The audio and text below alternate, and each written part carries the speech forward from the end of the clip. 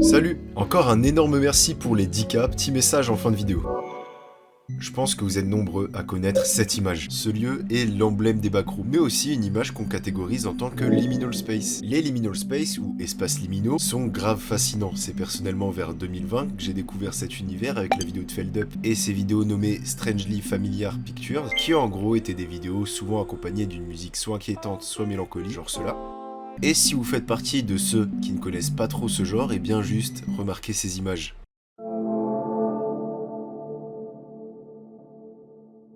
Chaque image émane d'une solitude particulièrement étrange et d'un sentiment qui peut énormément toucher, cette impression de déjà-vu, que ce soit dans notre enfance ou alors dans des rêves dont on peine à se souvenir, qui se sont perdus au fil des années. Et tout ça peut être accentué par le fait que dans chaque liminal space, aucun signe de vie, du moins humain, n'est présent. Parce que le sentiment de solitude est un élément clé de ce genre d'image et que généralement on a du mal à se souvenir d'un visage sur le très long terme. Mais en vrai, avec cette atmosphère étrange presque irréaliste, on peut facilement se poser la question: y a-t-il de vrais endroits derrière tout ça?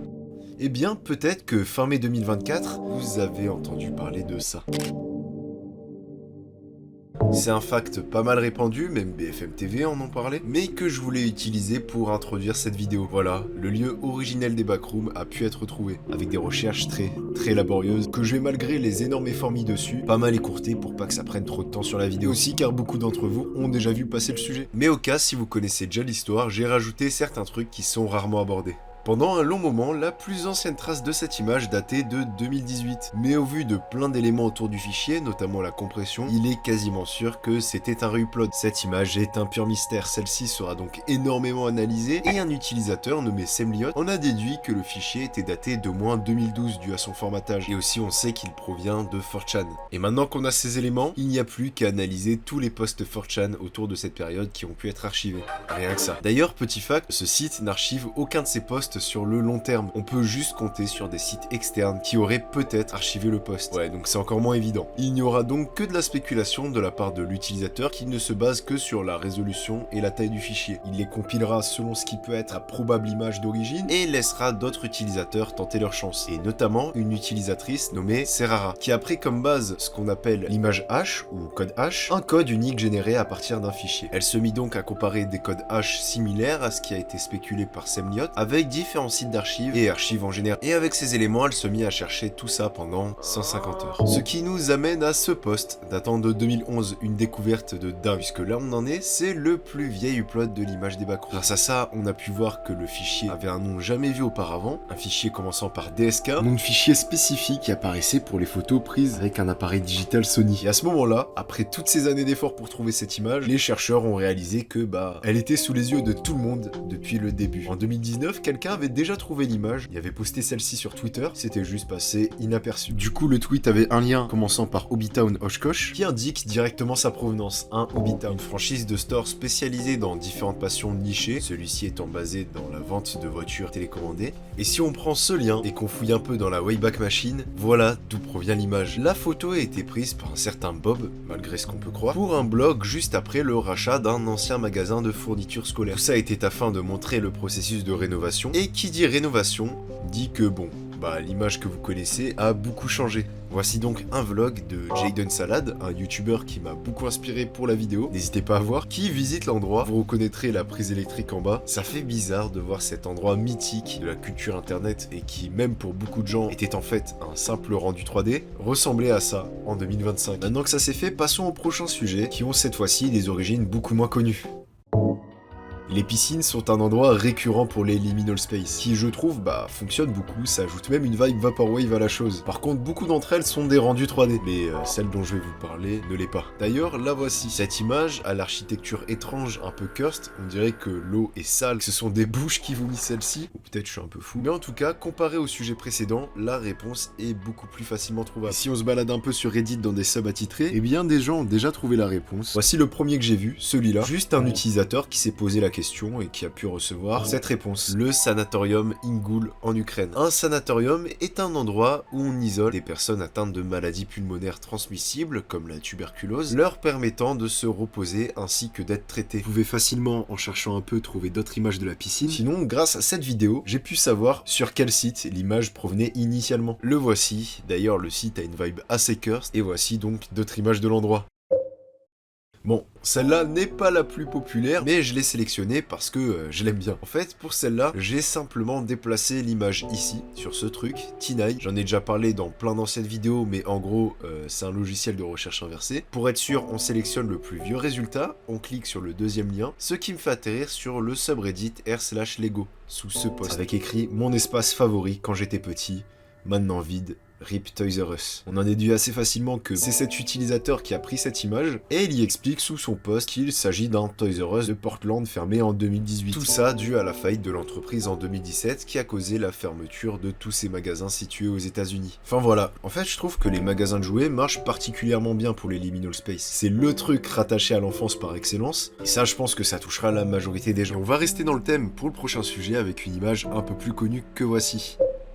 Cette fois-ci, l'avant d'un Toys R Us, celle-là je la trouve vraiment perturbante, notamment due à l'entrée qui a l'air hyper vide, et en utilisant cette fois-ci la recherche inversée de Google, on peut trouver des uploads Pinterest mentionnant The Mall à Huntsville. Un endroit désormais fermé, oui ça ne compte pas que le Toys R Us mais l'entièreté du centre commercial, qui, si recherché sur Google, nous amène vers un blog datant de 2009, parlant de ce vieux centre commercial. Sur cette page, JT, le rédacteur, il parle d'à quel point cet endroit le mettait mal à l'aise, en y affichant des photos d'un certain Evan Criswell, prises en 1998, avant la démolition de celui-ci. Et parmi toutes les photos qui peuvent quasiment toutes prétendre d'être des liminal space, eh bien voici le Toys R Us en question.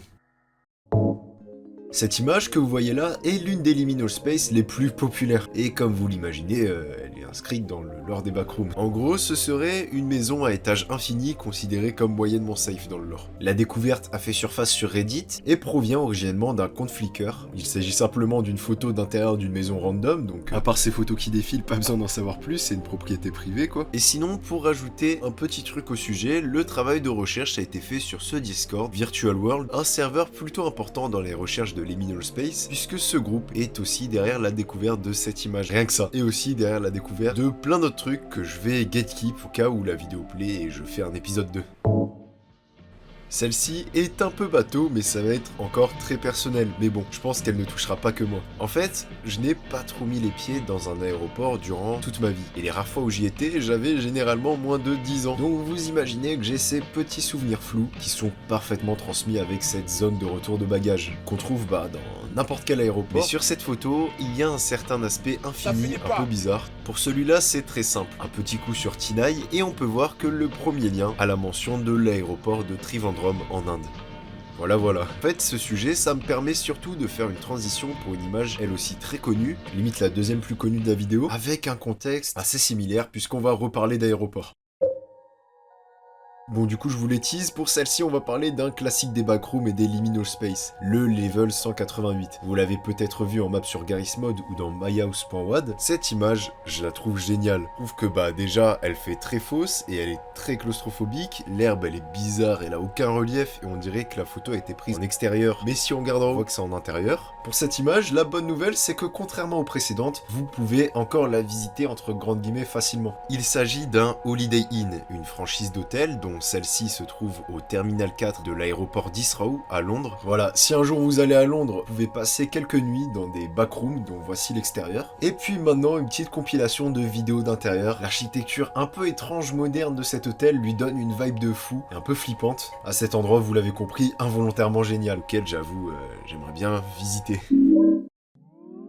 Ok, parfois les liminal space peuvent se rattacher à une autre esthétique, dont une que j'utilise énormément sur ma chaîne. Je pense que vous l'avez remarqué si vous me suivez, le Frutiger Aero. Cette esthétique s'est énormément répandue entre 2000 et 2010, notamment dans des composants électroniques comme des téléphones, genre les icônes à l'ancienne, ou encore des objets du quotidien. L'esthétique représente un futur où technologie et nature ont parfaitement fusionné. On a donc face à nous, vous l'avez vu, une vision plutôt optimiste de l'avenir que beaucoup d'objets ont adopté. Mais il y a aussi des lieux. En fait, cette esthétique est revenue en force parce que beaucoup de gens, notamment la Gen Z, en sont très nostalgiques vu sa période de popularité. Après, j'ai vu que ça en angoissait certains, il y a un truc assez artificiel et assez vide qui peut mettre mal à l'aise, mais perso, ça me le fait pas. Voilà, comme je l'ai dit, c'est souvent vide, il y a très peu de vie humaine, un peu comme les liminal space, il y a des patterns, le lien se crée facilement. Par exemple, cet endroit, cette chambre au design si particulier, qui est également pour moi une bonne fusion entre espaces liminaux et Frutiger Aero, et on peut facilement le retrouver sur Reddit sur le sub Frutiger Aero avec le lieu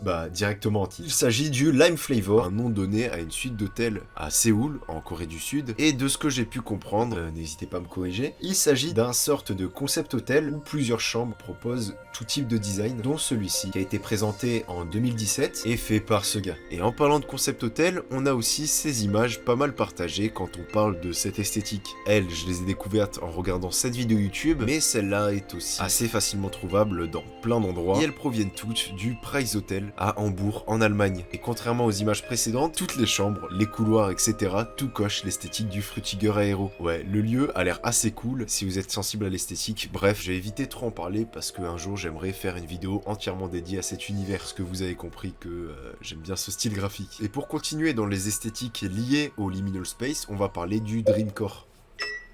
C'est dans le nom, c'est une esthétique basée autour du rêve, ou du moins l'envie de les représenter, donnant ces images assez surréalistes et à l'aspect très artificiel. Bon, là, ok, je comprends pourquoi ça met mal à l'aise. Commençons par un classique du Dreamcore, aussi relié au liminal space, on n'oublie pas, Kawasi. Pour son origine, le youtubeur Adrian Ghostly a fait une vidéo de recherche dessus, et en gros, parmi les différents réuploads de cette image, il est tombé sur une page Pinterest mentionnant un Instagram, @spectrométrie, qui aurait posté celle-ci en 2019, moment où l'esthétique Dreamcore n'était pas du tout démocratisée. C'est précisé dans la description qu'il s'agit bien d'un Photoshop, on sait jamais. Mais continuons à creuser, déjà sur Reddit, en fouillant le sub r/liminal space, où j'ai pu trouver ça, de cet utilisateur qui a posté cette photo de la maison non modifiée. Et maintenant qu'on sait tout ça, le Level 94, aussi très connu notamment pour son implication dans le lore des backrooms, et elle s'enchaîne parfaitement avec l'image précédente. Pas que parce que c'est du Dreamcore, mais parce qu'on peut également trouver très facilement la mention d'un certain blog, celui-ci. Du coup, dans ce blog en question, on voit le travail du propriétaire, dont principalement des Photoshop qui ont été très précurseurs pour le Dreamcore. Et d'ailleurs, dans celui-ci, il y est aussi mentionné un Instagram au nom de Spectrométrie. Oui, ça se répète, c'est la même personne derrière cette image aussi. Et elle a aussi créé ces deux-là, voilà, que vous avez peut-être déjà vu si vous vous intéressez au Dreamcore. Et dernière info, pas des moindres, puisqu'elle me servira pour la conclusion, en regardant un peu plus dans son blog, on peut voir que la personne est francophone. Et si je dis ça en fait, c'est qu'il y a un sujet dont j'aimerais bien parler en conclusion, malgré que ça ressemble un peu trop à la conclusion de Feldup sur cette vidéo, c'est que parfois dans les liminal space, surtout si on regardait des compilations de celles-ci, on peut se retrouver à être insensible à beaucoup d'entre elles.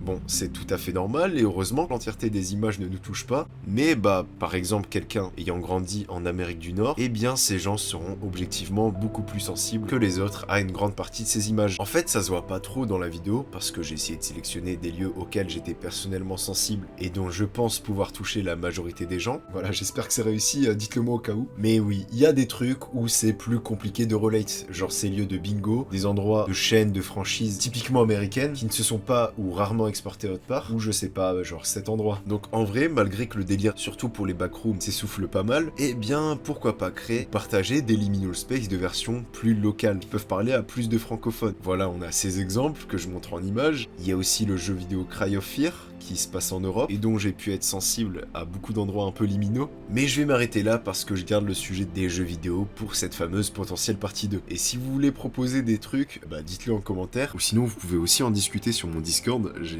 déjà posé la question. Enfin bon, revenons à ce que je disais. Hâte de voir si un jour ça existe des TikTok de compilation de liminal space avec des trucs typiquement francophones. Enfin bref, amusez-vous.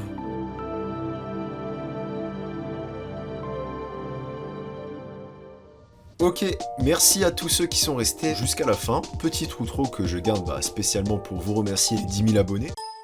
Bon, à la base, je voulais mettre une facecam, mais là, je re-record le message de fin. On est le 30 décembre, et ma vidéo a pris beaucoup plus de temps que prévu à sortir, donc je la refais en étant un peu plus à jour. Je le redis, encore merci pour les 10 000 abonnés. Je suis hyper heureux d'avoir atteint ce cap que je visais depuis un long moment. Voilà, si vous me suivez depuis longtemps, vous savez que ça fait un moment que c'était dans mes objectifs, et ça m'a permis d'explorer plusieurs types de vidéos sur ma chaîne. Voilà, à la base, je partais sur du full Minecraft. Je suis super heureux que le sujet des, entre guillemets, mystères et origines de trucs d'internet, ça vous intéresse de fou. vu les dernières stats que j'ai fait, même si je pense plus tard un peu m'éloigner des vidéos origines de, pas que non plus ça devienne trop redondant. Genre par exemple, j'aimerais bien sortir un iceberg de YouTube, mais cette fois-ci 100% français. J'aimerais également faire plus de live Twitch, et je suis pas encore trop à l'aise, et je dis tout le temps que j'en fais, mais finalement il y en a jamais. Mais bon, au cas, le lien dans la description, et ça me permettrait d'utiliser ma chaîne secondaire pour monter des rediffs au cas où elle serait plutôt intéressante. Mais bref, je m'écarte un peu du sujet, voilà, encore merci de me suivre, merci d'être autant présent sur YouTube et même sur mon nouveau compte TikTok. Ouais, je me suis enfin lancé il y a quelques mois, et en 3 vidéos, là où je vous parle, il me reste plus qu'un abonné pour passer les 1000.